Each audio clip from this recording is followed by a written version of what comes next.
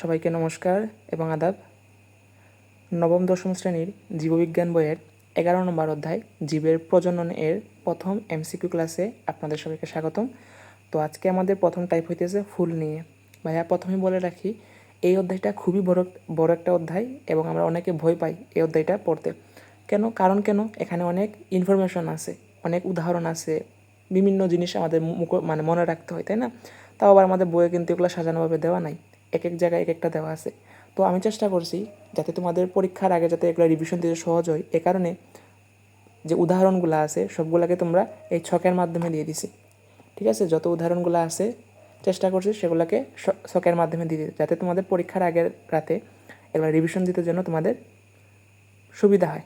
তাহলে আমরা কথা না বাড়িয়ে আমরা শুরু করি আমাদের প্রথম এমসিকিউ দিয়ে। কী বলছে দেখো, একটি আদর্শ ফুলের কয়টি অংশ থাকে? একটা আদর্শ ফুল হওয়ার জন্য কয়টা অংশ থাকা দরকার? তো আমরা প্রথমে একটা দেখি, আমরা এই যে দেখো এখানে একটা ফুল দেওয়া আছে, তাই না? তো প্রথমে আমরা একটু জেনে নিই একটা আদর্শ ফুল বা একটা সম্পূর্ণ ফুল। আদর্শ ফুল বা সম্পূর্ণ ফুল হওয়ার জন্য কয়টা অংশ থাকতে হবে?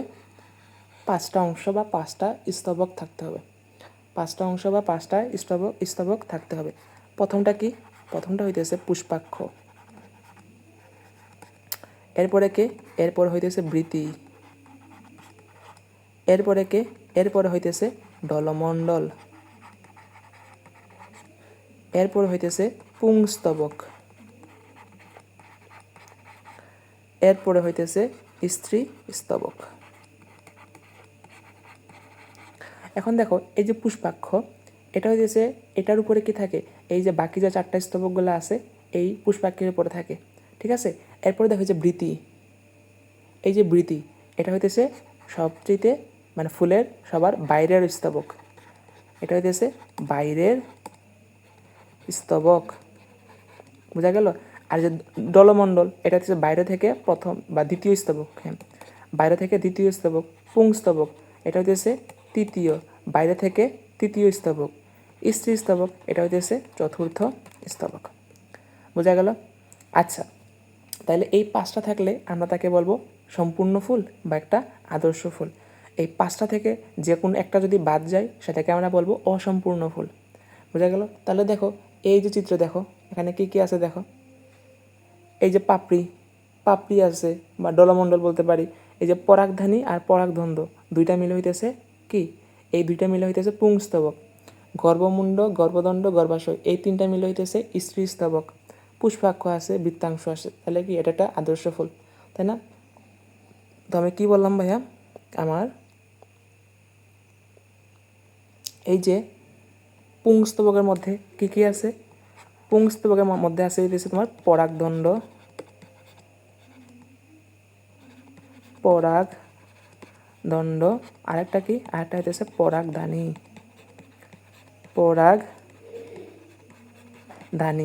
আর স্ত্রী স্তবকের মধ্যে কয়টা আছে? স্ত্রী স্তবকের মধ্যে আছে হইতেছে তোমার 3টা অংশ। একটা হইতেছে গর্ভমুণ্ড, আরেকটা হইতেছে গর্ভদণ্ড, আরেকটা হইতেছে গর্ভাশয়। বোঝা গেল? এতটুকু কি বুঝতে পারছো? হ্যাঁ, বুঝতে পারছি। তা এখন আরেকটু জিনিস বলবো, এটা এতটুকুই আমরা রাখবো। দেখো এটা কিন্তু তোমাদের বইয়ে নাই, কিন্তু এটা কিন্তু জানা কিন্তু খুবই জরুরি। এখন হয়ে গেছে এই যে পুংস্তবক, স্ত্রী স্তবক, এই দুইটার মাধ্যমে কি হয়? উদ্ভিদের প্রজনন হয়ে থাকে, তাই না? তো এই কারণে এই যে দুইটা স্তবক, এই যে পুংস্তবক এবং স্ত্রী স্তবক, এই দুইটা স্তবককে বলা হয় ফুলের অত্যাবশ্যকীয় স্তবক। এই দুইটা স্তবককে বলা হয় ফুলের কি? অত্যাবশ্যকীয় স্তবক। কারণ এই দুইটা না থাকলে প্রজনন সম্ভব না। অত্যাবশ্যকীয় স্তবক বলা হয়, ঠিক আছে? আর এই যে উপরের যে 3টা, আর এই যে উপরের যে 3টা, এই 3টাকে কি বলা হয়? এই 3টাকে বলা হয় হইতেছে সাহায্যকারী স্তবক। এরা পরাগায়নে সাহায্য করে, ঠিক আছে? এই যে বাকি যে 3টা আছে এই তিনটাকে বলা হয় সাহায্যকারী স্তবক। তো ফুল নিয়ে আমরা আশা করি প্রশ্ন আসলে আমরা পারবো। তো দেখো কি বললাম, আরেকবার বলে ফেলি। এই যেটা একটা ফুলের মধ্যে এই যে 5টা স্তবক যদি থাকে আমরা সেটাকে বলবো আদর্শ ফুল বা সম্পূর্ণ ফুল। এই 5টার মধ্যে যে কোনো একটা যদি বাদ যায় সেটাকে আমরা অসম্পূর্ণ ফুল বলবো। এর মধ্যে পুষ্পাক্ষ, এটার উপরে বাকি 4টা স্তবক সাজানো থাকে। আর এই যে বৃতি, এটা হচ্ছে সবচেয়ে বাইরের স্তবক। ডলমণ্ডল বাইরে থেকে দ্বিতীয় স্তবক। পুংস্তবক হইতেছে বাইরে থেকে তৃতীয় স্তবক। আর স্ত্রীস্তবক হইতেছে বাইরে থেকে চতুর্থ স্তবক। এই পুংস্তবকের মধ্যে 2টা অংশ থাকে, পরাগদণ্ড আর পরাগধানী। আর স্ত্রীস্তবকের মধ্যে 3টা অংশ, গর্ভমুণ্ড, গর্ভদণ্ড, গর্ভাশয়। এখানে কিন্তু পাশের চিত্রে কিন্তু এগুলো উল্লেখ করা আছে।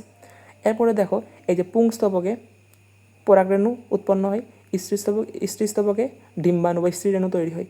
এগুলো হইতেছে আমাদের প্রজননের এগুলো ভূমিকা রাখে, তাই না? এগুলো না থাকলে কিন্তু প্রজনন হবে না। এ কারণে এই 2টা স্তবককে বলা হয় অত্যাবশ্যকীয় স্তবক। আর বাকি যে 3টা স্তবক আছে, পুষ্পাক্ষ, বৃতি, দলমণ্ডল, এগুলোকে বলা হয় সাহায্যকারী স্তবক। বোঝা গেল?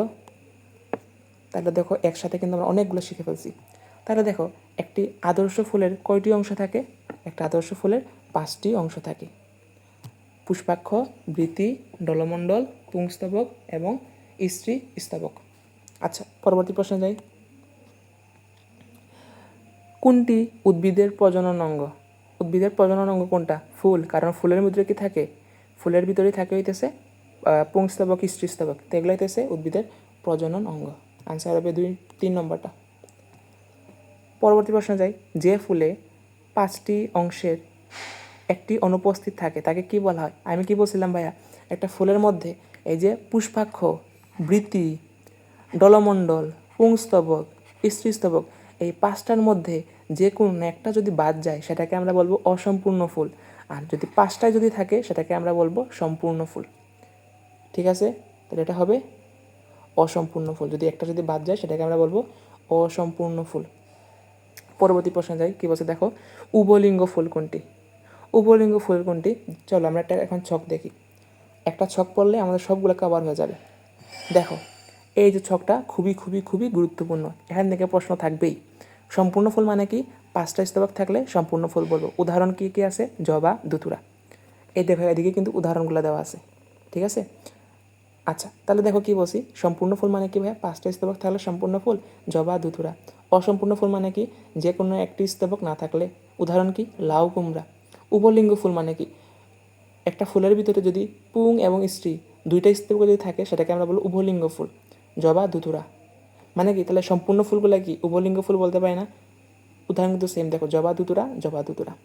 একলিঙ্গ ফুল, পুং ও স্ত্রী স্তবের মধ্যে যে কোনো একটি থাকলে। লাউ, কুমড়া, ঝিঙ্গা। তা দেখো অসম্পূর্ণ ফুলের মধ্যে একলিঙ্গ হইতে পারে লাউ, কুমড়া আর সাথে কি? ঝিঙ্গা। ক্লিপ ফুল মানে কি? যদি পুং আর স্ত্রী 2টা যদি না থাকে সেটাকে আমরা বলবো ক্লিপ ফুল। সর্বৃন্তক ফুল মানে কি? বৃন্তযুক্ত ফুলকে সর্বৃন্তক বলে। জবা, কুমড়া, জবা, কুমড়া। অবৃন্তক ফুল, বৃন্তহীন ফুলকে অবৃন্তক ফুল বলে, যেমন হাতিসুর। ঠিক আছে? তো আমরা এখন প্র্যাকটিসে যাই। কী বলছে দেখো, উভলিঙ্গ ফুল কোনটা? লাউ, কুমড়া, ঝিঙ্গা, জবা। এই জবা হইতেছে উভলিঙ্গ ফুল। কারণ এটার মধ্যে কি আছে তোমার? এটার মধ্যে হইতেছে তোমার পুংস্তবক এবং স্ত্রীস্তবক 2টাই আছে। তাইলে এই যে লাউ, কুমড়া, ঝিঙ্গা এগুলো কি? এগুলো হইতেছে একলিঙ্গ ফুল। এগুলো হইতেছে কি? এগুলো হইতেছে তোমার একলিঙ্গ। এগুলো হইতেছে তোমার একলিঙ্গ।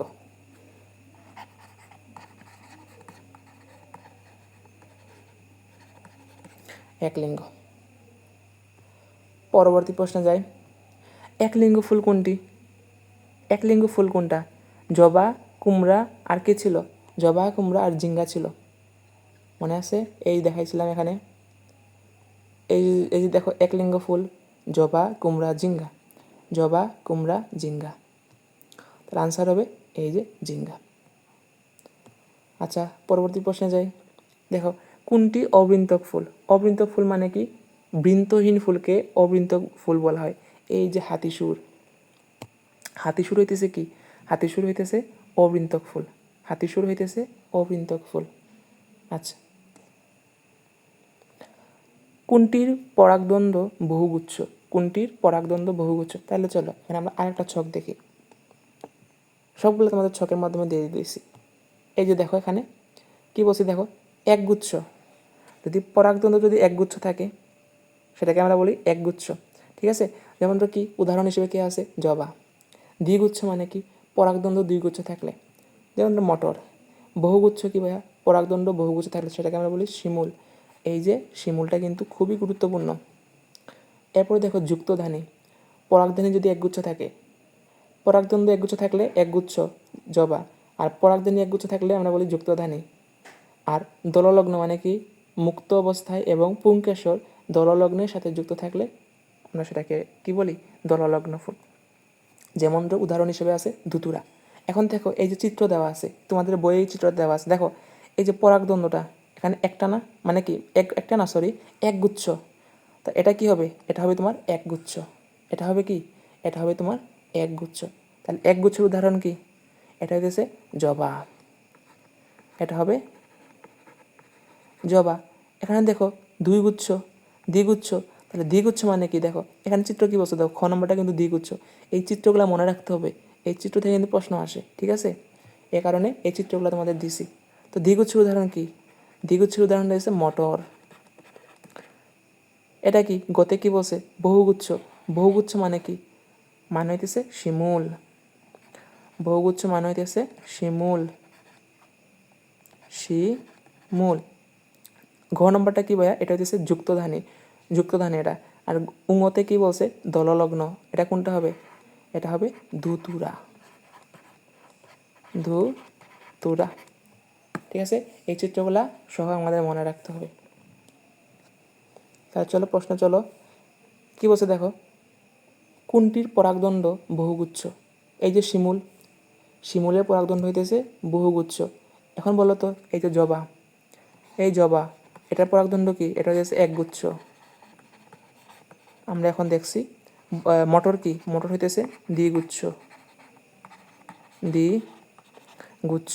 আর কি বলছে, এই যে ধুতুরা, ধুতুরা কি ভাইয়া, ধুতুরা হইতেছে দল লগ্ন, তাই না। এভাবে আমাদের প্রত্যেকটা প্রশ্নই আমাদের ভালো করে পড়তে হবে, ঠিক আছে। আচ্ছা পরবর্তী প্রশ্নে যাই। ফুলের কোনটি বাইরের দিক থেকে দ্বিতীয় স্তবক, বাইরের দিক থেকে দ্বিতীয় স্তবক কোনটা, ডলমণ্ডল না, ডলমণ্ডল হইতেছে তৃতীয় স্তবক, আর পুংস্তবক হইতেছে তৃতীয়, ঠিক আছে। আচ্ছা, কোন ফুলের পরাগদ্বন্দ্ব বহুগুচ্ছ, দেখো পরাগদ্বন্দ্ব বহুগুচ্ছ কার, শিমুল। পরাগদ্বন্দ্ব বহুগুচ্ছ কার, পরাগদ্বন্দ্ব বহুগুচ্ছ হইতেছে শিমুলের। আনসার হবে এই যে ক নম্বরটা, শিমুল। পরবর্তী প্রশ্নে যাই। এই যে দেখো চিত্র দেওয়া আছে, এই কারণে বলছিলাম চিত্রগুলো আমাদের ভালো করে বুঝতে হবে। তাহলে দেখ বলো তো ভাইয়া, এই যে চিত্রটা, এই যে চিত্রটা, এটা কার, এটা হইতেছে একগুচ্ছ, যার পরাগদণ্ড কি একগুচ্ছ, তাই না। তো একগুচ্ছের উদাহরণ কি, উদাহরণ হইতেছে জবা, জবা। চিত্রের পুংকেশরটি কোন ধরনের, একগুচ্ছ, এই যে একগুচ্ছ, উদাহরণ কি জবা। পরবর্তী প্রশ্নে যাই, কি বলছে দেখো, প্রজননের জন্য, প্রজননের জন্য রূপান্তরিত বিশেষ ধরনের বিটপ বলা হয় কোনটিকে, এটা হুবহু বয়ের লাইন। প্রজননের জন্য রূপান্তরিত বিশেষ ধরনের বিটপ বলা হয় ফুলকে, বইয়ে দেওয়া আছে হুবহু বয়ের লাইন, ঠিক আছে, ফুলের এখানে পাবা। পরবর্তী প্রশ্নে যাই, কি বলছে দেখো, পরাগধানী ও পুংদণ্ডের সংযোগকারী অংশকে কি বলা হয়, পরাগধানী ও পুংদণ্ডের সংযোগকারী অংশকে বলা হয় যোজনী, যোজনী, ঠিক আছে। এর মধ্যে জেনে রাখো, এই যে পরাগধানী, এই যে পরাগধানীতে তোমার পরাগ রেণু তৈরি হয়, পরাগ রেণু। যেমন ধরো পানির কোষের বেলায় তোমার শুক্রাণু, উদ্ভিদের বেলায় এই যে পরাগ রেণুটা হইতেছে কি হ্যাপ্লয়েড, বোঝা গেল। আচ্ছা পরবর্তী প্রশ্নে যাই, কোনটিতে একগুচ্ছ পরাগদণ্ড রয়েছে, একগুচ্ছ পরাগদণ্ড কোথায় আছে ভাইয়া, জবাতে, জবাতে হইতেছে একদণ্ড পরাগগুচ্ছ আছে। মটরে কয়টা, মটরে হইতেছে দ্বিগুচ্ছ, মটর হইতেছে তোমার দ্বিগুচ্ছ, দ্বিগুচ্ছ। শিমুল কি, শিমুল হইতেছে বহুগুচ্ছ, বহুগুচ্ছ। ধুতুরা কি, ধুতুরা হইতেছে দললগ্ন। আশা করি তোমাদের এখন কিছুটা হইলেও মনে আছে, তাই না। তো এভাবে প্র্যাকটিস করবা, প্রত্যেকটা অপশন এভাবে প্র্যাকটিস করলে তোমাদের মনে থাকবে। যত প্র্যাকটিস করবা ততই মনে থাকবে। চিত্রের পুংকেশরটি কোন উদ্ভিদে পরিলক্ষিত হয়? দেখো এই যে চিত্রটা ভাইয়া, এটা দ্বিগুচ্ছ না? দেখছো চিত্র থেকে কিন্তু প্রশ্ন আসছে, দেখাই চিত্রটা। এই যে দেখো দ্বিগুচ্ছ, বোঝা গেল দ্বিগুচ্ছ। তাহলে দেখো চিত্রের পুংকেশরটি কোন উদ্ভিদে পরিলক্ষিত হয়? এটা হইতেছে দ্বিগুচ্ছ। দ্বিগুচ্ছ, দ্বিগুচ্ছ কোথায়? মটরে। শিমুল তো বহুগুচ্ছ, মটরে দেখা যায়। এটা হইতেছে মটরে দেখা যায়, এই যে মটর। ঠিক আছে, আচ্ছা পরবর্তী প্রশ্নে যাই। কোনটিতে দললগ্ন পুংস্তবক আছে? এই যে ধুতুরা, ধুতুরাতে হইতেছে দললগ্ন কি আছে? পুংস্তবক আছে, দললগ্ন পুংস্তবক আছে, অনেকবার বলছি। আর মটর কি? মটর হইতেছে দ্বিগুচ্ছ। জবা কি? জবা হইতেছে একগুচ্ছ। আর শিমুল কি? শিমুল হইতেছে বহুগুচ্ছ। গর্ভকেশর কোথায় অবস্থান করে? গর্ভকেশর একেবারে ফুলের কেন্দ্রে। গর্ভাশয় ছিল না, এই যে এটা হচ্ছে গর্ভকেশর কোথায় অবস্থান করে?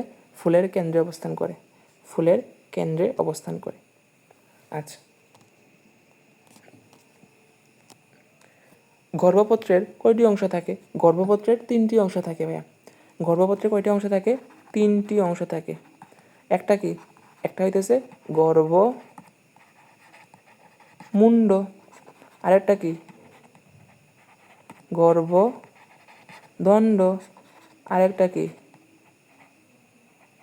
গর্ভাশয়, আরেকটা কি? গর্ভাশয়। ঠিক আছে, এটা মনে রাখো। এই যে গর্ভাশয় থেকে কি সৃষ্টি হয়? ডিম্বাণু তৈরি। বোঝা গেল?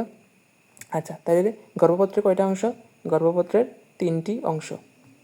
পুংস্তবকের কয়টা অংশ ভাইয়া? পুংস্তবক কিন্তু 2টা অংশ, পরাগধানী আর পরাগদণ্ড। পরবর্তী প্রশ্নে যাই। আচ্ছা, এখন দেখো আমাদের নতুন আরেকটি টাইপ, এটা হচ্ছে পরাগায়ন। এখান থেকে কিন্তু অনেক অনেক প্রশ্ন আসে। ঠিক আছে, তো এই যে প্রশ্ন কী বলছে দেখো, ফুল ও বীজ উৎপাদন প্রক্রিয়ার পূর্বশর্ত কী? ফুল ও বীজ উৎপাদন প্রক্রিয়ার পূর্বশর্ত কী? এটা হইতেছে পরাগায়ন। কারণ কি? পরাগায়নের মাধ্যমে কি হয়? নিষেক হয়। ঠিক আছে, যদি পরাগায়ন না হয় তাহলে বীজ তৈরি হবে না।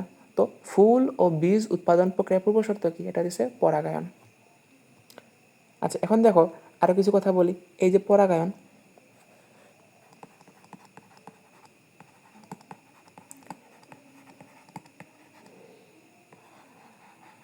এই যে পরাগায়ন দুইভাবে হইতে পারে।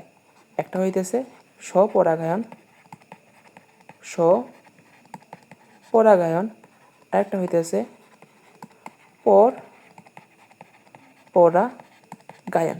এখন জিনিসটা কি দেখি, স্বপরাগায়ন এবং পরাগায়ন জিনিসটা কি দেখি। এই যে দেখো এখানে একটা চিত্র দেওয়া আছে, তোমাদের বইয়ের চিত্রটা, তাই না? দেখো স্বপরাগায়ন পরাগায়ন দেওয়া আছে। দেখো স্বপরাগায়ন জিনিসটা কি দেখো, একটা গাছের মধ্যে, এই যে গাছের মধ্যে, এই একটা গাছের মধ্যে দেখো একই ফুলের মধ্যে এই যে মৌমাছিটা মনে করো এখানে এসে প্রথম বসছিল, তো এখান থেকে মৌমাছির মধ্যে পরাগরেণুগুলো লেগে গেছে। তো এই যে মৌমাছিটা যখন আরেকটা ফুলে গিয়ে যখন বসবে তখন কী হবে? পরাগরেণুটা এখানে লাগবে, ফলে কী হবে? পরাগায়ন হবে। সেমভাবে এই মৌমাছিটা মনে করো এই ফুলে এসে বসছিল প্রথমে, তো এখান থেকে পরাগরেণুগুলা তার গায়ে লাগছে। ঠিক আছে, এই যে মৌমাছিটা যখন এখানে এসে যখন বসবে তখন ওই যে পরাগরেণুগুলো এখানে এসে লেগে যাবে, ফলে কী হবে? পরাগায়নটা হবে। তাহলে একই উদ্ভিদের মধ্যে ভিন্ন ভিন্ন ফুলের মধ্যে যদি এরকম যদি পরাগায়ন হয় সেটাকে আমরা বলি স্বপরাগায়ন। এখন পরাগায়ন মানে কি? ভিন্ন দুইটা উদ্ভিদের মধ্যে যদি এই ফুলে তোমার প্রথমে বসছিল, এখান থেকে পরাগরেণুগুলো তার কাছে লাগছে, এখন মৌমাছিটা যখন এই ফুলে গিয়ে যখন বসবে তখন পরাগরেণুগুলো এখানে গিয়ে লাগবে, ফলে গিয়ে পরাগায়ন হবে। তখন ভিন্ন ভিন্ন গাছের মধ্যে যখন এরকম পরাগায়ন হয় তখন আমরা তাকে বলি পরাগায়ন। পরাগায়ন। আর একই উদ্ভিদের মধ্যে হইলে সেটা হইতেছে স্বপরাগায়ন। জিনিসটা কি বুঝতে পারছো?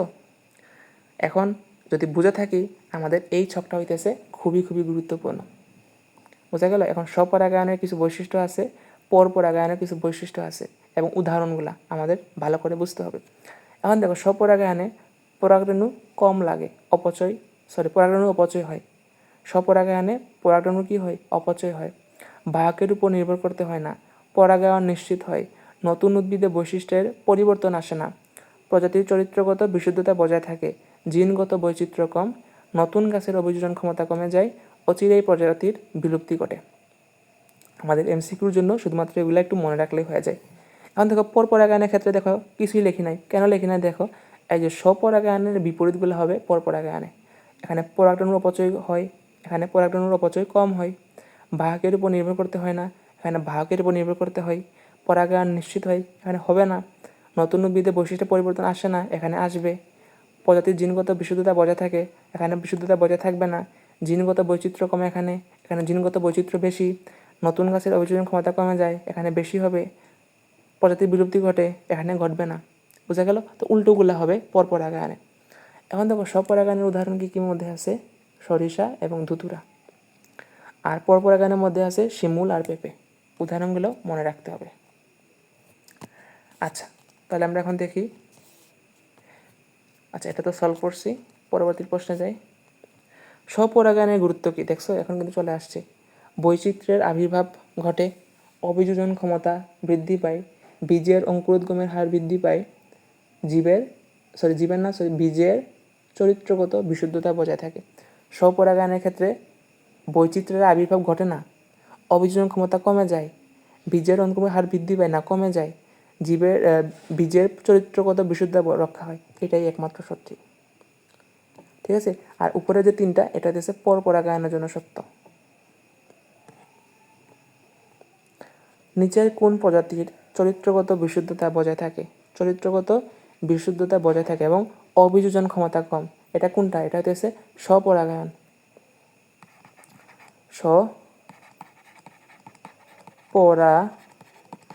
স্বপরাগায়ন। এখন বলো স্বপরাগায়ন উদাহরণ কি কি? জবা আর কি? সরিষা। আর পরপরাগায়নের মধ্যে ছিল শিমুল আর পেঁপে, তাই না? দেখো জবা সরিষার মধ্যে কোনটা আছে? এখানে সরিষা আছে, এ কারণে আনসার হবে ক নম্বরটা। আনসার হবে সরিষা। পরবর্তী প্রশ্নে যাই। নিচের কোন ফুলটির গর্ভমুণ্ড আঠালো ও শাখান্বিত? নিচের কোন ফুলটির গর্ভমুণ্ড আঠালো ও শাখান্বিত? আচ্ছা, এগুলা দেখার আগে আমরা আরেকটা ছক দেখে নিই। দেখো পরাগায়নের মাধ্যমের উপর, ঠিক আছে, এই ছকটা কিন্তু ভাইয়া খুবই খুবই গুরুত্বপূর্ণ। দেখো পরাগায়নের মাধ্যম, পতঙ্গ পরাগী আছে, পতঙ্গ পরাগী আছে, বায়ু পরাগী আছে, পানি পরাগী আছে, আর প্রাণী পরাগী আছে। ঠিক আছে? এখন পতঙ্গ পরাগীর বৈশিষ্ট্য কি? ফুলটা বড় হবে, রঙিন হবে এবং মধু গ্রন্থিযুক্ত হবে। আর পরাগরেণু ও গর্ভমুণ্ড আঠালো হবে, সুগন্ধযুক্ত হবে। ফুল হালকা হবে, মধুগ্রন্থিবিহীন হবে, গর্ভমুণ্ড আঠালো ও শাখান্বিত হবে, কখনো পালকের মতো হইতে পারে, এটা কিন্তু সুগন্ধহীন। বাতাস থেকে সহজেই পরাগরেণু সংগ্রহ করতে পারে, যেহেতু বায়ু পরাগী এটা হবে। ঠিক আছে? উদাহরণ হিসেবে কে আছে? ধান। পরের প্রশ্ন দেখো, পানি পরাগী, ফুলটা আকারে ক্ষুদ্র হয় এবং হালকা হয়, সুগন্ধ নেই এখানেও।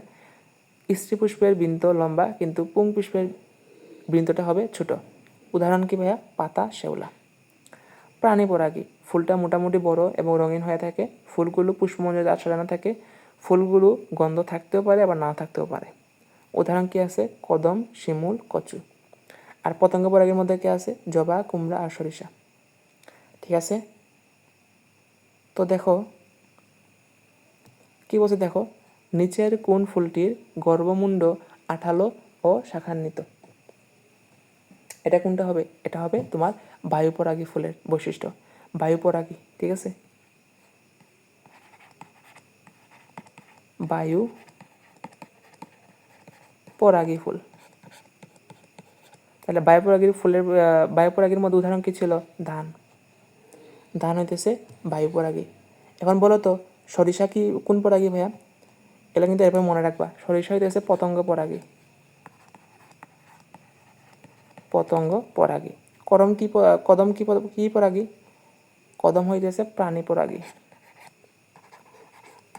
প্রাণী পরাগী। জবা কি পরাগী? জবা হইতেছে পতঙ্গ পরাগী। হ্যাঁ, পতঙ্গ পরাগী, তো একটু শিওর হয়ে নেই আমিও। জবা হইতেছে,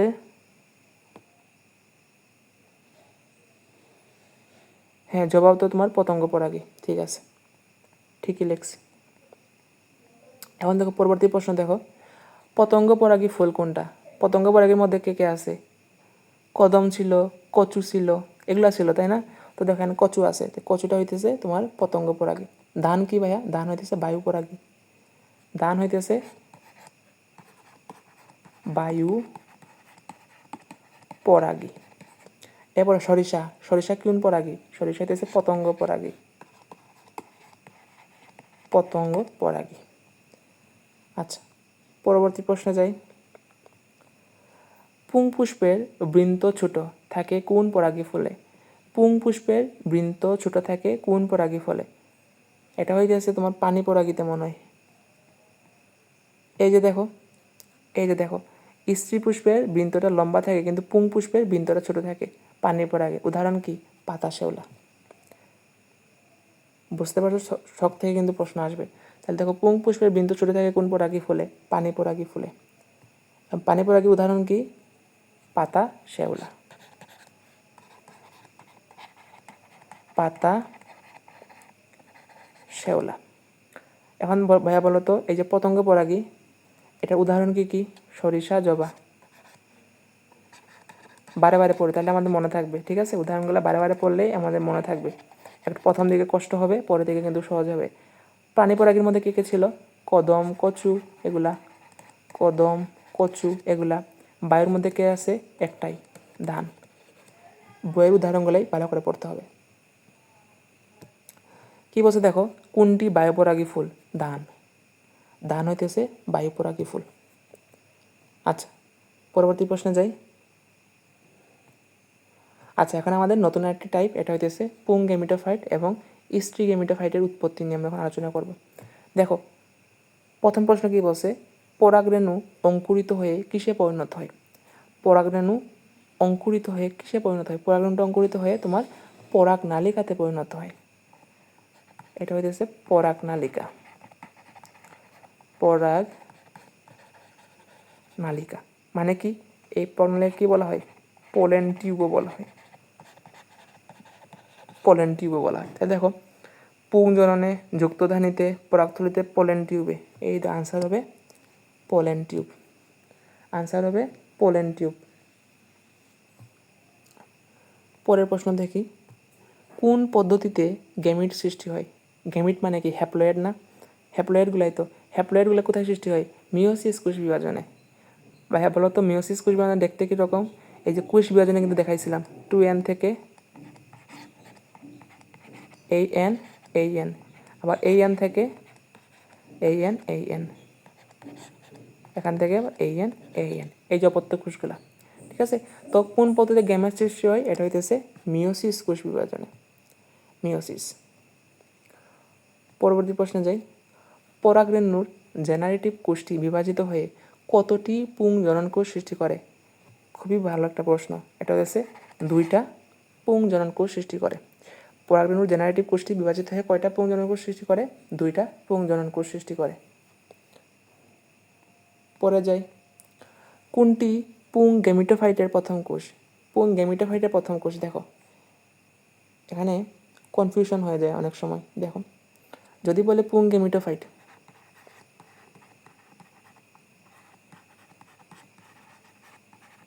পুং গেমিটোফাইট, পুং গেমিটোফাইটের প্রথম কোষ কোনটা ভাইয়া? এটা হইতেছে পরাগরেণু। পরাগরেণু। আচ্ছা, আরেকটা আছে স্ত্রী গেমিটোফাইট। স্ত্রী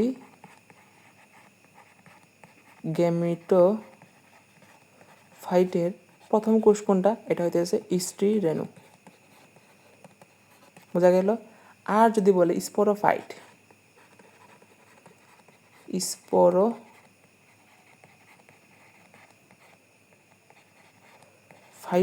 প্রথম কোষ কোনটা? তখন হবে জাইগোট। পুং গেমিটোফাইটের প্রথম কোষ কোনটা? পরাগরেণু। স্ত্রী গেমিটোফাইটের প্রথম কোষ কোনটা? স্ত্রী রেণু। স্পোরোফাইটের প্রথম কোষ কোনটা? জাইগোট। তো দেখো, এই তিনটা একটু মনে রাখবা। তাহলে প্রশ্ন কি বলছে? কোনটি পুং গেমিটোফাইটের প্রথম কোষ? এটা হবে পরাগরেণু। কোথায় আছে? এই যে খ নম্বর অপশনে পরাগরেণু দেওয়া আছে। পরবর্তী প্রশ্নে যাই। এই দেখো স্পোরোফাইটের প্রথম কোষ কোনটা? জাইগোট। এই জাইগোট মানে কি ভাইয়া? যখন শুক্রাণু বা এন, আরেকটা হইতেছে ডিম্বাণু, এই যে এন, এই দুইটা যখন মিলিত হবে তখন যে কোষটা সৃষ্টি হয় সেটাকে আমরা বলি জাইগোট।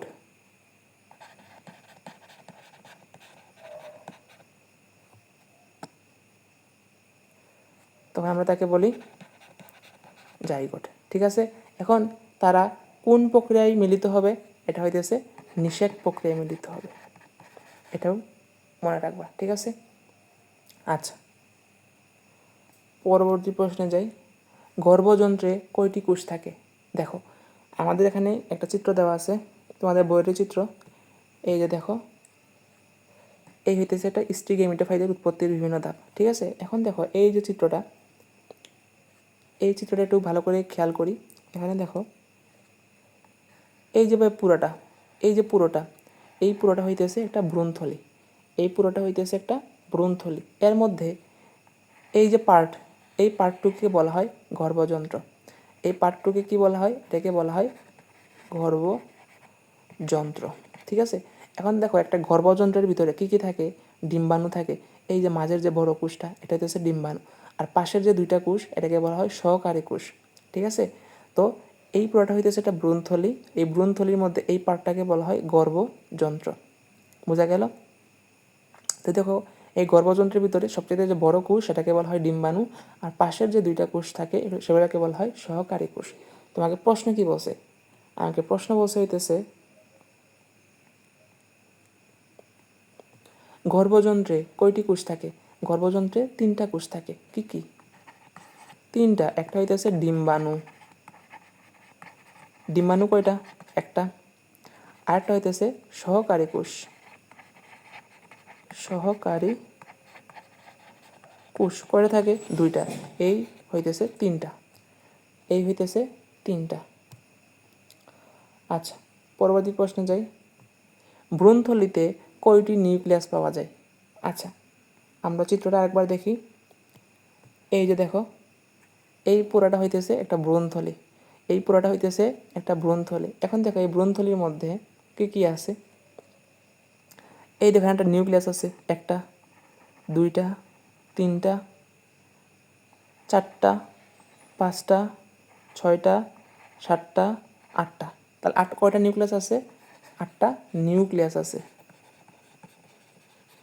কয়টা নিউক্লিয়াস আছে? 8টা নিউক্লিয়াস আছে। তাইলে একটা ভ্রূণথলিতে কয়টা নিউক্লিয়াস আছে?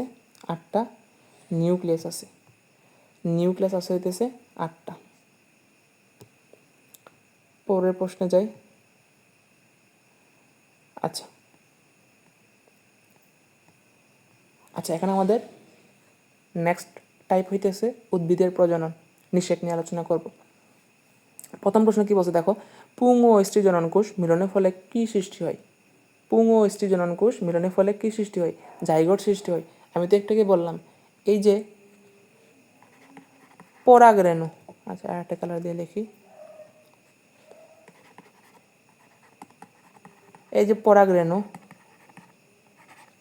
হ্যাপ্লয়েড, আরেকটা হইতেছে স্ত্রী রেণু। এই যে হ্যাপ্লয়েড, এই দুইটা মিলে কি সৃষ্টি করে? যে কোষটা সৃষ্টি করে সেটাকে আমরা কি বলি?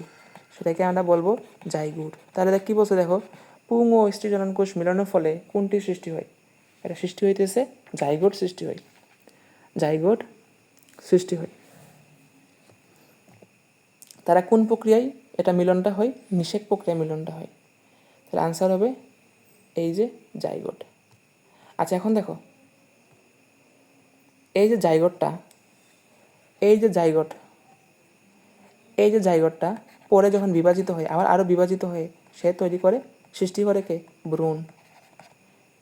ঠিক আছে, তো শুক্রাণু ডিম্বাণুগুলা এরা নিষেক প্রক্রিয়ায় মিলিত হয়ে যে কোষটা সৃষ্টি হয় সেটাকে জাইগোট বলে। এই জাইগোটটা আরও বিভাজনের পরে ভ্রূণে পরিণত হয়, পরে আবার ভ্রূণ থেকে আমরা মানব শিশুতে পরিণত হয়। ঠিক আছে, ভ্রূণ থেকে বীজ তৈরি। উদ্ভিদে তো মানব শিশু হয় না, প্রাণীর ক্ষেত্রে মানব শিশু হয়, উদ্ভিদের ক্ষেত্রে বীজ তৈরি হবে, এগুলাই আর কি। আচ্ছা, পরবর্তী প্রশ্নে যাই। কোনটি ট্রিপ্লয়েড? কোনটি ট্রিপ্লয়েড? আচ্ছা দেখো, এই যে দেখো এখানে নিষেকের যেটা চিত্র দেওয়া আছে তোমাদের বইয়ের চিত্র, দেখো ভাইয়া, এই যে দেখো এই যে পুং গ্যামিট, আমাদের যে পুং পুং যে গেমিটোফাইট উৎপত্তি, এখানে কিন্তু আমার দুইটা কিন্তু গেমেট সৃষ্টি হয়েছিল, তাই না? এখন দেখো এটা কি, এটা হচ্ছে ভ্রূণথলি, এটা হচ্ছে ভ্রূণথলি। এই ভ্রূণথলির মধ্যে কি বলছিলাম, এই ভ্রূণথলির মধ্যে এই পার্টটা কি, এই পার্টটা হইতেছে গর্ভযন্ত্র, তাই না? আচ্ছা, এখন দেখো এই যে ভ্রূণথলির মধ্যে এই যে নিউক্লিয়াসটা, এখানটা নিউক্লিয়াস দুইটা দুইটা কি আছে, পুংগেমিট আছে।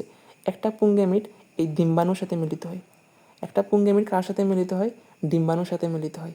মনে করো এই পুংগেমিটা তোমার এখানে মিলিত হইলো, আর এই যে পুংগেমিট আরেকটা আছে, এটা গিয়ে এখানে মিলিত হয়, এখানে গিয়ে আরেকটা কোষ সৃষ্টি করে। বোঝা গেল? দেখো দুইটা পুংগেমিট না, একটা পুংগেমিট এই ডিম্বাণুর সাথে মিলিত হয়, আরেকটা পুংগেমিট এই যেখানে যে সেকেন্ডারি নিউক্লিয়াস আছে সেখানে গিয়ে মিলিত হয়। এই যে বড় চিত্রে দেখায়, এখানে দেখায়, দেখো একটা পুংগেমিট এখানে এসে মিলিত হইল, দুইটা পুংগেমিটের মধ্যে একটা পুংগেমিট ডিম্বাণুর সাথে মিলিত হয়, আরেকটা পুংগেমিট এসে এই যে সেকেন্ডারি নিউক্লিয়াসে এসে মিলিত হয়। ঠিক আছে? তো এই যে সেকেন্ডারি নিউক্লিয়াসে এখন কয়টা, প্রথমে ডিপ্লয়েড আকারে ছিল, এখন তিনটা হয়ে গেছে, এখন এটা হচ্ছে ট্রিপ্লয়েড। এই যে সেকেন্ডারি নিউক্লিয়াস, এটাই পরবর্তীতে কি হয়, শস্যে পরিণত হয়, শস্যে পরিণত হয়। বোঝা গেল? তো দেখো আমাদের প্রশ্ন কি বলছিল, প্রশ্নে বলছিল যে কোনটি ট্রিপ্লয়েড, এই যে শস্যটা হইতেছে ট্রিপ্লয়েড, এই যে শস্যটা হইতেছে ট্রিপ্লয়েড। কোনটি ট্রিপ্লয়েড ভাইয়া? এখানে হইতেছে শস্যটা হইতেছে ট্রিপ্লয়েড। জাইগোট কি, জাইগোট তো ডিপ্লয়েড, কারণ কেন, এই যে পরাগরেণু আর স্ত্রীরেণু দুইটা মিলে কি তৈরি করে, 2n, 2n মানে কি, ডিপ্লয়েড না? আচ্ছা, পরবর্তী প্রশ্ন দেখো, কোন অংশটি বীজে পরিণত হয়? কোন অংশটা বীজে পরিণত মানে কি, নিষেকের পরে, নিষেক প্রক্রিয়ার পরে কোনটা কিসে পরিণত হয়, এটা কিন্তু গুরুত্বপূর্ণ। দেখো এই যে দেখো এখানে একটা ছক দেওয়া দিছি, দেখো নিষেকের পূর্বে এই যে গর্ভাশয় নিষেকের পরে কিসে পরিণত হয়, ফলে পরিণত হয়। ডিম্বকটা কিসে পরিণত হয়, বীজে পরিণত হয়। ডিম্বাণু কিসে পরিণত হয়, ভ্রূণে পরিণত হয়। সেকেন্ডারি নিউক্লিয়াস যেটা বললাম এখন, সেটা কিসে পরিণত হবে, তোমার শস্যে পরিণত হবে। এই চারটা জিনিস একটু মনে রাখবা। তো কী বলছি এখানে প্রশ্নে, কোন অংশটি বীজে পরিণত হয়? ডিম্বকটা বীজে পরিণত হয়, ডিম্বক বীজে পরিণত হয়। আচ্ছা, পরবর্তী প্রশ্নে যাই। এখন দেখো কি বলছে, চালতা কোন ধরনের ফল? আচ্ছা, আমরা আরেকটা ছক দেখি এখন। এই যে দেখো এখানে ছক দেওয়া আছে, কি বলছে দেখো, প্রকৃত ফল, তোমাদের বইয়ে কিন্তু এতগুলা দেওয়া নাই, ঠিক আছে? তো কি কি বলা আছে দেখো, এই যে প্রকৃত ফল, অপ্রকৃত ফল, সরল ফল, গুচ্ছিত ফল, যৌগিক ফল। প্রকৃত ফল মানে কি, যদি গর্ভাশয় থেকে উৎপন্ন হইলে, ফলটা যদি গর্ভাশয় থেকে যদি উৎপন্ন হয় সেটাকে আমরা বলি প্রকৃত ফল। উদাহরণ কি আছে, আম, জাম, লিচু, আম, জাম, লিচু, আম, জাম, লিচু। এরপরে দেখো অপ্রকৃত ফল, গর্ভাশয় ব্যতীত অন্য অংশ থেকে উৎপন্ন হইলে আমরা বলি অপ্রকৃত ফল। কি কি আছে, আপেল, কাঁঠাল, চালটা, আপেল, কাঁঠাল, চালটা মনে রাখতে হবে। সরল ফল মানে কি, একটি পুষ্প হতে একটি মাত্র ফুল উৎপন্ন হইলে সেটাকে আমরা বলি সরল ফল, যেমন কি আছে, আম আর ধান। গুচ্ছিত ফল, একটি মাত্র পুষ্পের মুক্ত গর্ভাশয়গুলো হতে এক গুচ্ছ ফল উৎপন্ন হলে আমরা বলি গুচ্ছিত ফল, যেমন কি আছে, আটা, স্ট্রবেরি, আটা, স্ট্রবেরি। যৌগিক ফল, সমগ্র পুষ্পমঞ্জরি হতে একটি মাত্র ফল উৎপন্ন হলে সেটাকে আমরা বলি যৌগিক ফল। উদাহরণ কি আছে, কাঁঠাল আর আনারস। আমাকে নামটা পড়তে হবে আর উদাহরণটা মনে রাখতে হবে। বোঝা গেল? আচ্ছা, তাহলে দেখি আমাকে প্রশ্ন কি বসে, প্রশ্নে বসে হইতেছে চালটা কোন ধরনের ফল? চালটা হইতেছে একটা অপ্রকৃত ফল, চালটা হইতেছে একটা অপ্রকৃত ফল। দেখো পরবর্তী প্রশ্নে কি বলছে, শুধু গর্ভাশয় ফলে পরিণত হলে তাকে কি বলি, তাকে বলি প্রকৃত ফল। শুধুটা গর্ভাশয় যদি ফলে পরিণত হয় সেটাকে আমরা বলি প্রকৃত ফল, আর গর্ভাশয় ব্যতীত অন্য অংশ থেকে ফলে পরিণত হলে সেটাকে আমরা বলবো অপ্রকৃত ফল। তাহলে আনসার কোনটা হবে এখানে, প্রকৃত ফল। পরের প্রশ্ন কী বলছে, কোনটি অপ্রকৃত ফল? আম, কাঁঠাল, জাম, চালতা। আম, কাঁঠাল, জামটা প্রকৃত ফলের মধ্যে পড়ে, কিন্তু চালতা এটা কি অপ্রকৃত ফলের মধ্যে পড়ে। চালটা, কাঁঠাল এগুলো হচ্ছে অপ্রকৃত ফলের মধ্যে পড়ে। ঠিক আছে, তো ভাইয়া আজকে আমাদের প্রথম ক্লাস এতটুকুই। তো পরবর্তী ক্লাসে আমরা বাকি টাইপগুলো নিয়ে আলোচনা করব। তো পরবর্তী ক্লাসে দেখা হবে। ধন্যবাদ সবাইকে।